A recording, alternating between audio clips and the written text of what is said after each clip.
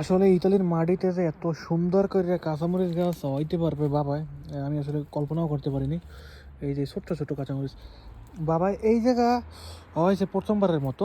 কিন্তু আমরা আগে যখন অন্য শহরে আসছিলাম ওই জায়গায় বেশ ভালো সবজি লাগাইতে পারছিল, কিন্তু এই জায়গায় যে এরকম সুন্দরভাবে হইতে পারবো ভাবতেও পারিনি। কারণ এই জায়গাগুলোতে আগে কোনো সময় চাষবাস করা হয় না, নর্মালভাবেই পড়ে আসছিলো, জাস্ট এরকম ঘাস হয়ে আসছিলাম, দুই পাশের মতো ঘাস হয়ে আসছিলো, যদিও এইটা একটা ফল গাছ।